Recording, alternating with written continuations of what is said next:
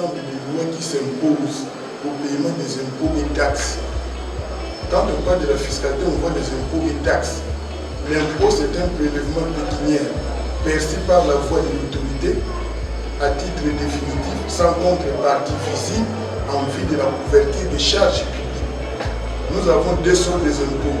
Il y a les impôts directs et les impôts indirects. Les impôts directs, ce sont des impôts qui sont permanents et qui touchent directement les contribuables.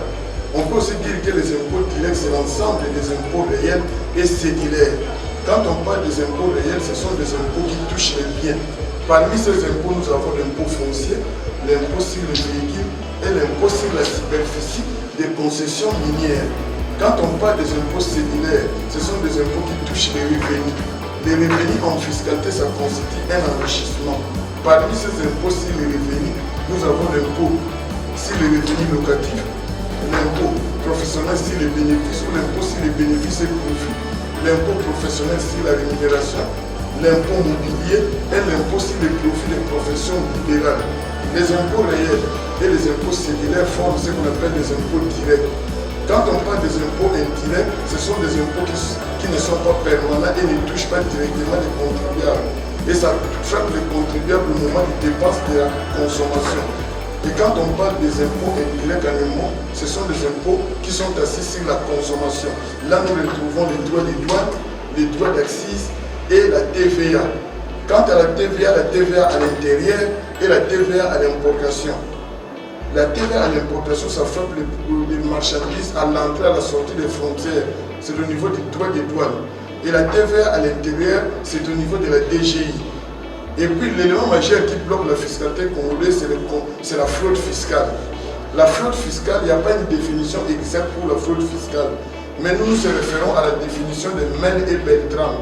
Selon Mel et Beltram, la fraude fiscale, c'est une infraction à la loi fiscale dans le but d'échapper à l'impôt ou d'en réduire la base imposable. Maintenant, pour lutter contre la fraude fiscale, il faut que l'État renforce des mesures. Il y a les mesures préventives et les mesures répressives.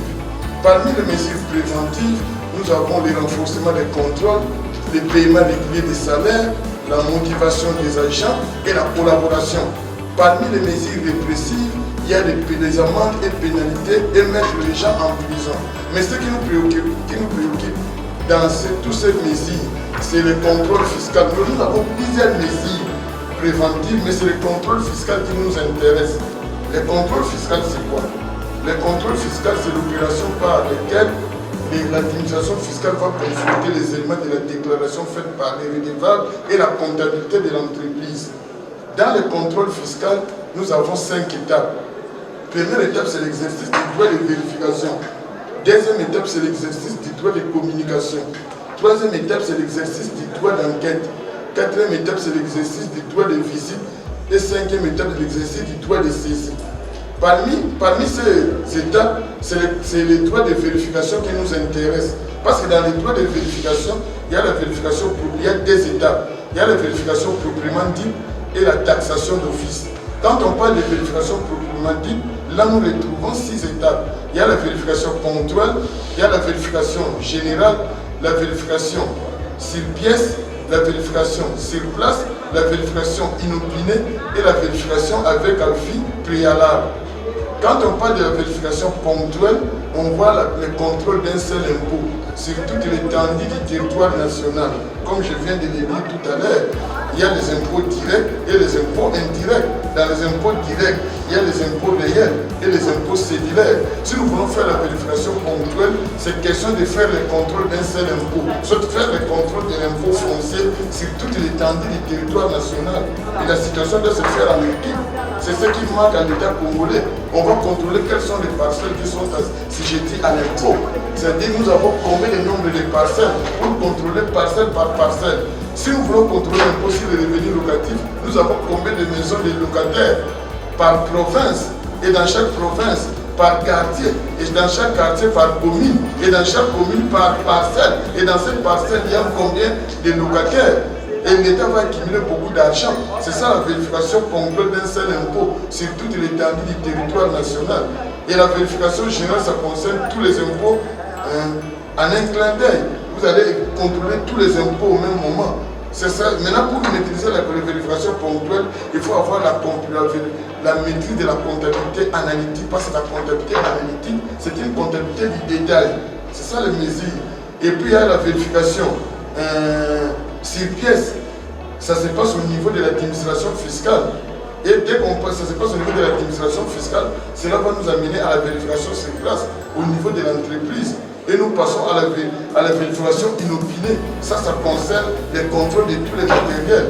Et nous, après avoir passé tous les contrôles, nous allons passer au droit de l'appel. On va rappeler au contribuable tout ce qu'il avait fait. C'est ça les contrôles fiscaux, l'exercice du droit de vérification. Et nous passons aussi à l'exercice du droit de communication. Il y a le droit de communication d'office et le droit de communication sur demande. Après le droit de communication, nous passons au droit d'enquête. Au niveau du droit d'enquête, nous avons 4 étapes. Première étape, c'est l'organisation de l'enquête.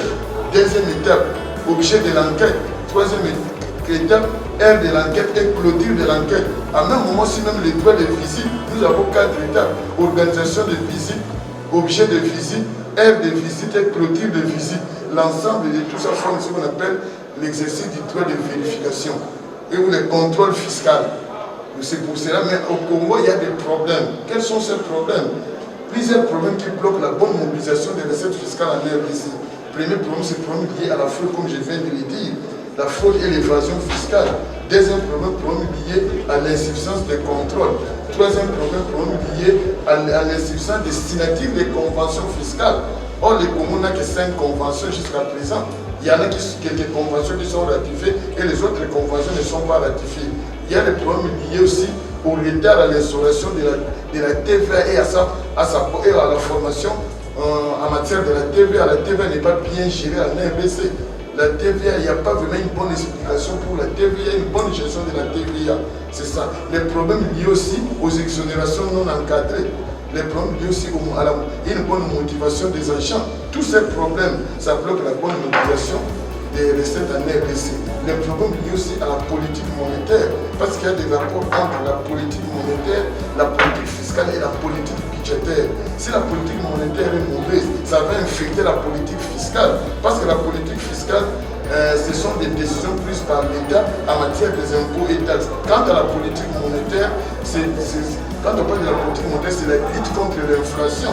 Tout ça. Et s'il n'y a pas une bonne politique monétaire, il n'y a pas une bonne politique fiscale, ça va infecter, ça ne peut pas donner une bonne politique budgétaire. Il n'y aura pas une bonne politique budgétaire. Je vous remercie. Si c'est pour suivre nous sur la chaîne YouTube Digital Ressources Academy.